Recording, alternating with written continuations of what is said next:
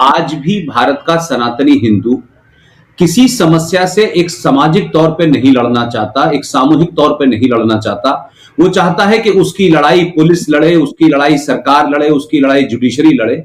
और यही वजह है कि सरकारें आई, सरकारों ने अपने नफे नुकसान के हिसाब से काम किया, लेकिन समाज कभी भी संगठित नहीं हो पाया, समाज कभी उन खतरों को समझ नहीं पाया और समाज ने कभी उसकी एक चुनौती के रूप में प्रतिकार नहीं किया।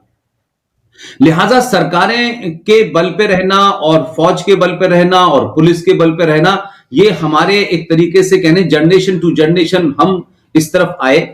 और इस दरमियान में एक जो दो बड़ी बातें हुई वो ये कि एक तो खास तौर से हमारे अपने समाज के लोगों ने, जितनी भी आप ये कह सकते हैं कि जो हमारे ऐसे पुरुष थे या ऐसे हमारे महान लोग थे जिनसे हमारे अंदर एक पुरुषार्थ की भावना जागती है, एक सम्मान की भावना जागती है, हमने उन्हें मिटा दिया।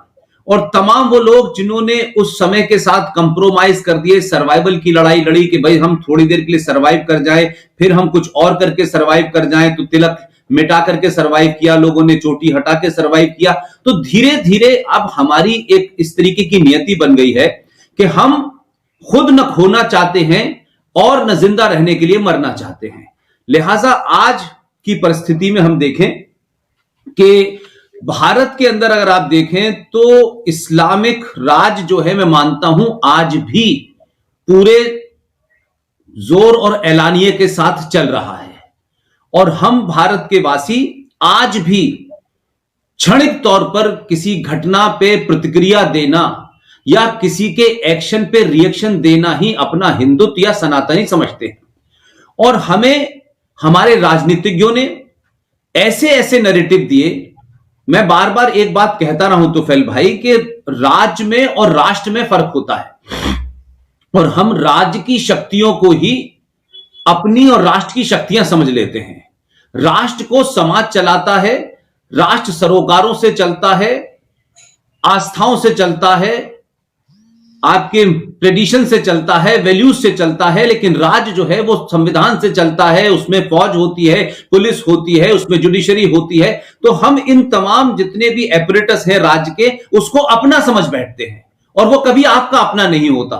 लिहाजा हम ये देखें कि आजादी से पहले की आप अगर कुछ घटनाओं को देखें आसपास की, खासतौर से 1920 से लेकर के अब तक की घटनाओं को देखें, तो आप देखें किस तरीके से टर्की के अंदर जो मामला उस वक्त थे, आप सोचें हमारे देश के नेताओं ने, राष्ट्रपिता ने, और दो जो फ्रॉड इस वक्त जिनके नाम से रामपुर में एक यूनिवर्सिटी बनी हुई है, किस तरीके से हमने उस जो है खिलाफत मूवमेंट को भारत में स्वीकार किया। और फिर भारत के मुसलमानों के सिलसिले में महात्मा गांधी ने कहा कि अगर हम भारत के मुसलमानों को इसमें शामिल करेंगे और इसको सपोर्ट करेंगे तो वो हमारी आजादी में बढ़ के हिस्सा लेंगे। तो 1920 में जो खिलाफत मूवमेंट का हशर हमने मोपला में देखा, वो हम सबको पता है। और 27 साल में मात्र ये देश जो है मजहब के नाम पे बटा।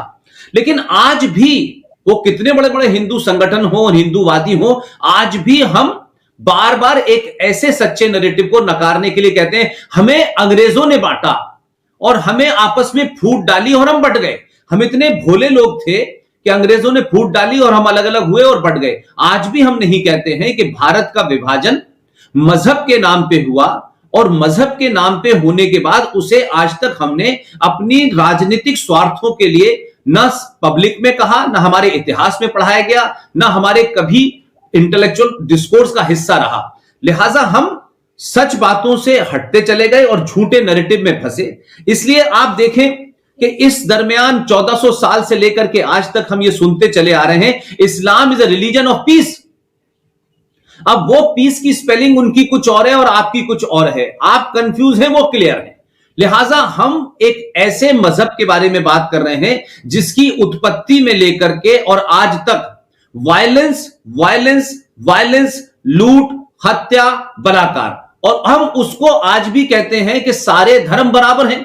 अब हमारी और आपकी जनरेशन में तो लोगों ने कुछ पढ़ लिया, समझ लिए, लेकिन अभी भी नेक्स्ट जनरेशन में बार बार ये कहा जाता है और अक्सर बहुत सारे लेक्चर्स में लोग कहते हैं कि देखिए पुष्पेंद्र साहब सारे धर्म बराबर हैं।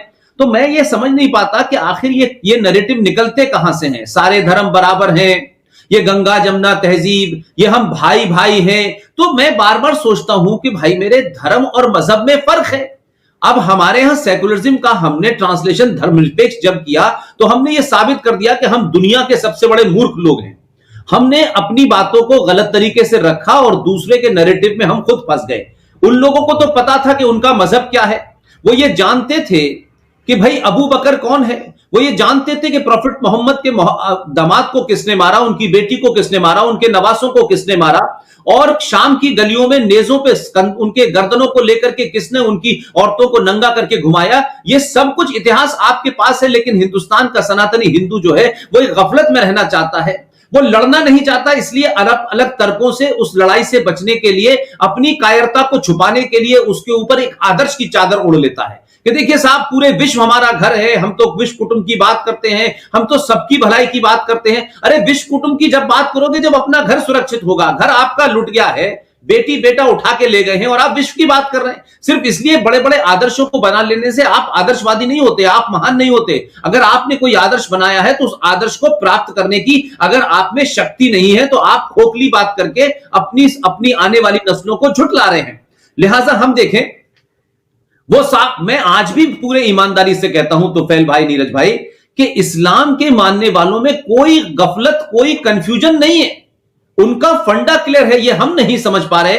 वो सुबह सुबह उठते हैं, सनातन हिंदू में 2 चांटे मारते हैं और फिर कहते हैं कि हम तो भाई भाई हैं और हमारा मजहब नहीं सिखाता एक दूसरे से बैर करना, और फिर रात में आपको पीटते हैं, फिर सुबह कहते हैं। तो उन्होंने तो इस तरीके की मार्केटिंग की है इस्लाम की कि कोका कोला कंपनी भी नहीं कर पाई आज तक इतनी, जिस तरीके से नैरेटिव क्रिएट किए, और उस नैरेटिव में आज भी हम फंसे हुए हैं। तो आप देखिए कि कुरान आसमानी किताब है, ये सारे मुसलमान मानते हैं।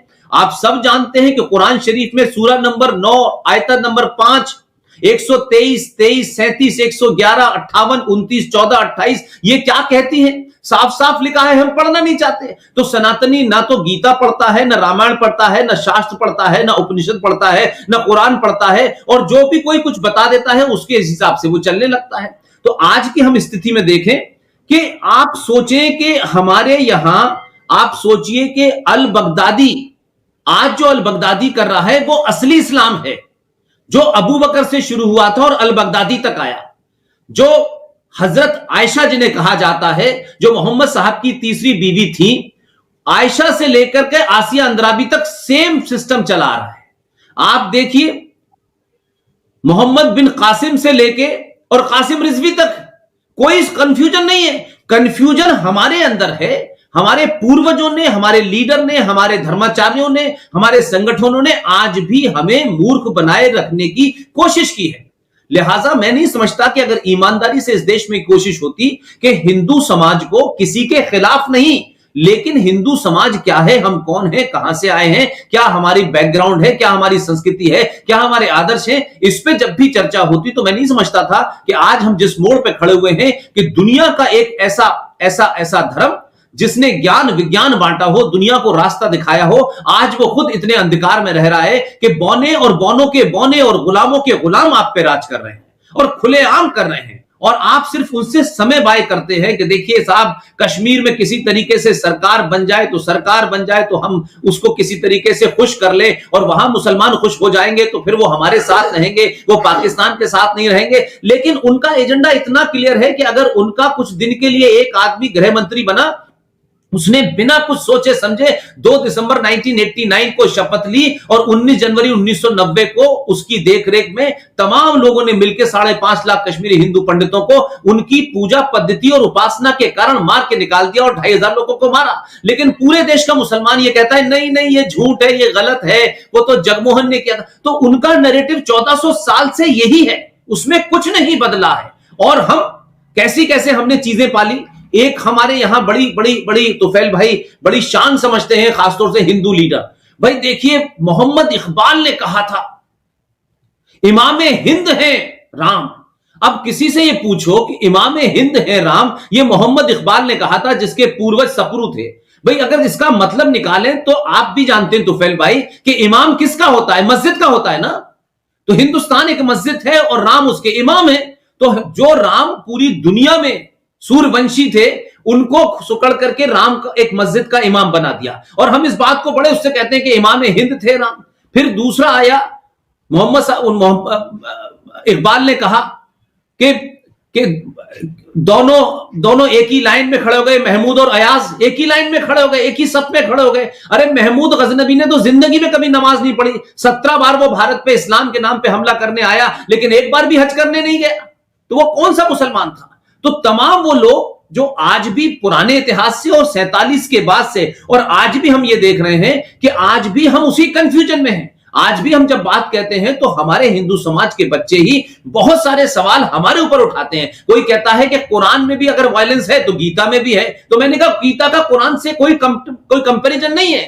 गीता किसी हिंदू धर्म की किताब नहीं है, और धर्म और मजहब के बारे में लोगों को नहीं पता। तो इस तरीके के बहुत सारे कंफ्यूजन है। लिहाजा मुझे लगता है कि कोर्ट के द्वारा कुछ फैसलों पे भी हम मानने को तैयार नहीं होते। कुरान तो हम छूते भी नहीं है, पढ़ते भी नहीं है, देखते भी नहीं है, और जो मुसलमान हमको बहलाता है। इसलिए आज हम एक नई नई बीमारियों से ग्रस्त हो गए हैं। लैंड जिहाद से ग्रस्त हैं, लव जिहाद से ग्रस्त हैं, तमाम ऐसी बातों से ग्रस्त हैं। इसलिए 5% रह जग होने वाला मुसलमान, उसको भाईचारा लगता है, गंगा जमुना तहजीब लगती है।